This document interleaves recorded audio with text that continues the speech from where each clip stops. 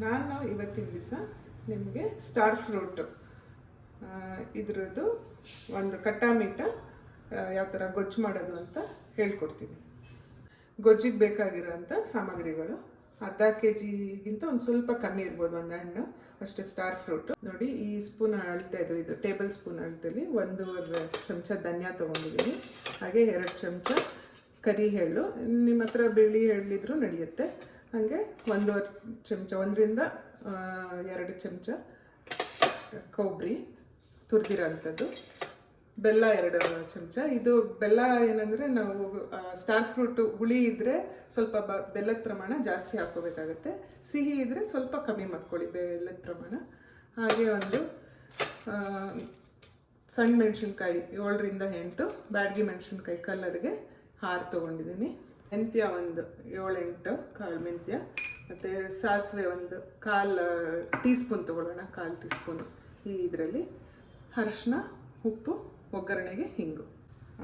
ಈ ಎಲ್ಲ ಪದಾರ್ಥಗಳನ್ನ ಡ್ರೈ ರೋಸ್ಟ್ ಮಾಡ್ಕೊಳ್ಳಿ ಒಂದೊಂದೇ ಉರ್ದಿ. ನೋಡಿ, ಈ ರೀತಿ ನಾನು ಮಾಡಿ ಇಟ್ಕೊಂಡಿದ್ದೀನಿ. ತರ್ತರಿಯಾಗಿ ಮಾಡ್ಕೊಳ್ಳಿ. ಹಾಗೆಯೇ ನಾನು ಹುಣಸೆಹಣ್ಣು ಮತ್ತು ಬೆಲ್ಲ ಹಾಕ್ಕೊಂಡು ಈ ರೀತಿ ಕುದಿಸಿ ಇಟ್ಕೊಂಡಿರ್ತೀನಿ. ನಮ್ಮನೇಲಿ ಸ್ವಲ್ಪ ಈ ಥರ ಕಟ್ಟಾಮೀಟ ಗೊಜ್ಜುಗಳು ಜಾಸ್ತಿ ಮಾಡೋದ್ರಿಂದ ನಾನು ಈ ರೀತಿ ರೆಡಿ ಮಾಡಿ ಇಟ್ಕೊಂಡ್ಬಿಟ್ಟಿರ್ತೀನಿ. ಇವಾಗ ಈ ಸ್ಟಾರ್ ಫ್ರೂಟ್ನ ಬೇಯಿಸ್ಬೇಕಾದ್ರೆ ಇದನ್ನೇ ಸ್ವಲ್ಪ ಒಂದು 3-4 ಸ್ಪೂನ್ ಹಾಕ್ಕೊತೀನಿ, ಅವಾಗ ನಮ್ಗೆ ಬೇಗ ಆಗುತ್ತೆ. ನಾನೀಗ ಸ್ಟಾರ್ ಫ್ರೂಟ್ನ ಸಣ್ಣದಾಗಿ ಹಚ್ಕೊತಿದ್ದೀನಿ.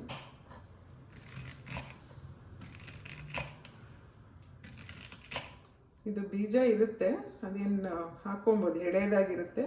ಬೇಡ ಅಂದರೆ ನಮಗೆ ತಕ್ಕೊಂಬಿಡ್ಬೋದು. ಇದನ್ನು ಸ್ಟಾರ್ ಫ್ರೂಟಿಂದ ಮತ್ತೆ ಜ್ಯೂಸ್ ಮಾಡ್ತಾರೆ, ಜಾಮ್ ಮಾಡ್ತಾರೆ.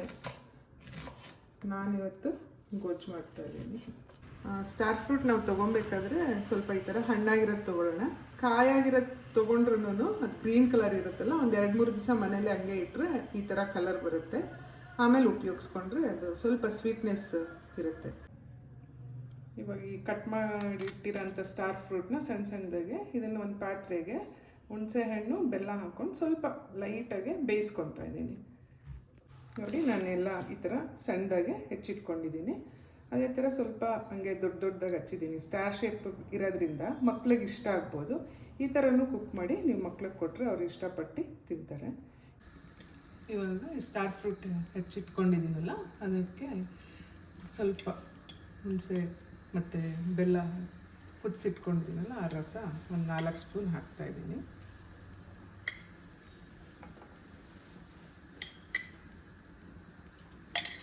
ಉಪ್ಪು ಸ್ವಲ್ಪ ಹಾಕ್ಕೊತಾ ಇದ್ದೀನಿ.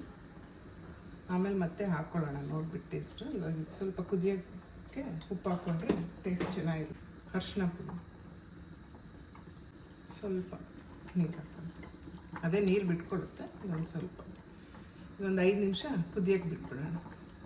ನೋಡಿಲ್ಲ, ಹಿಂಗೆ ತಿರ್ಗಿಸ್ಕೊಂಬಿಟ್ಟು ಒಂದು ಮುಚ್ಚಳ ಮುಚ್ಚಿ ಇಟ್ಬಿಡಿ. ಅದು ಮೊದಲೇ ಸಾಫ್ಟಾಗಿದೆ, ಇನ್ನೊಂದು ಸ್ವಲ್ಪ ಸಾಫ್ಟ್ ಆಗಲಿ ಅಂತ ಬೇಯಿಸ್ತಾ ಇದ್ದೀನಿ. ನೋಡಿ ಸ್ನೇಹಿತರೆ, ಇವಾಗ ಸ್ಟಾರ್ ಫ್ರೂಟ್ದು ಕುದಿಯೋಕ್ಕೆ ಇಟ್ಟಿದ್ನಲ್ಲ, ಕುದೀತಾ ಇದೆ. ಇವಾಗ ಪೌಡ್ರ್ ಮಾಡಿ ಇಟ್ಕೊಂಡಿರೋಂಥ ಈ ಖಾರನ ಹಾಕ್ತಾಯಿದ್ದೀನಿ.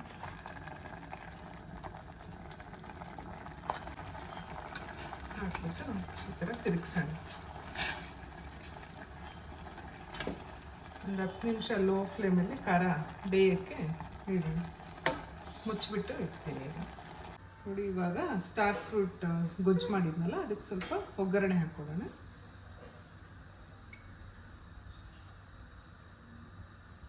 ಸಿಡಿತಾ ಇದೆ, ಸ್ವಲ್ಪ ಹಿಂಗೆ ಹಾಕ್ಕೊಳ್ಳೋಣ. ಇವಾಗ ಈ ಕುದೀತಾ ಇರೋ ಗೊಜ್ಜಿಗೆ ಹಾಕ್ಕೊತಾ ಇದ್ದೀನಿ.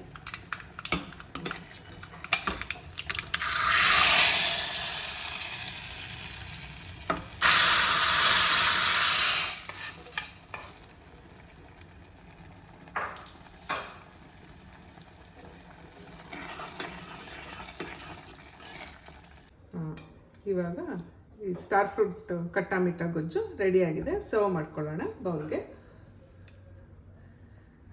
ಸ್ಟಾರ್ ಫ್ರೂಟು ನಮಗೆ ವಿಟಮಿನ್ ಸಿ ತುಂಬ ರಿಚ್ ಆಗಿದೆ ಇದರಲ್ಲಿ, ಮತ್ತು ಆ್ಯಂಟಿ ಆಕ್ಸಿಡೆಂಟು ಇದರಲ್ಲಿ ಜಾಸ್ತಿ ಇದೆ. ಇದು ಉಪಯೋಗಿಸೋದ್ರಿಂದ ನಮಗೆ ಹೆಲ್ತ್ ಬೆನಿಫಿಟ್ಟು ಜಾಸ್ತಿ ಇದೆ. ಸೀಸನಲ್ ಫ್ರೂಟ್ ಇದು. ಸೀಸನಲ್ಲಿ ಸಿಕ್ಕಿದಾಗ ಎಲ್ಲರೂ ತಪ್ಪದೆ ಇದನ್ನು ಏನು ನಿಮಗೆ ಜ್ಯೂಸ್ ಬೇಕಾದ್ರೆ ಜ್ಯೂಸ್ ಮಾಡ್ಕೊಬೋದು, ಈ ಥರ ಗೊಜ್ಜು ಬೇಕಾದರೆ ಗೊಜ್ಜು ಮಾಡಿಕೊಂಡು ಅನ್ನ ಚಪಾತಿ ದೋಸೆ ಜೊತೆ ಎಲ್ಲ ಸವಿರಿ. ಸ್ಟಾರ್ ಫ್ರೂಟಲ್ಲಿ ನಾನು ಈ ರೀತಿ ಗೊಜ್ಜು ಮಾಡಿದ್ದೀನಿ. ಇದೇ ರೀತಿ ನೀವು ಇನ್ಯಾವುದಾದ್ರೂ ಬೇರೆ ಫ್ರೂಟ್ಸಲ್ಲಿ ಈ ಥರ ಟ್ರೈ ಮಾಡಿದರೆ ನನ್ನ ಕಮೆಂಟ್ ಸೆಕ್ಷನಲ್ಲಿ ತಿಳಿಸಿ.